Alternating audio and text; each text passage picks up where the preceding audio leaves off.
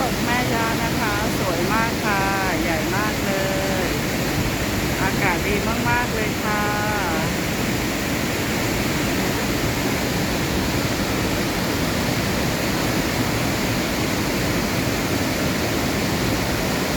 น้ำไหลลงมาตรงนี้นะ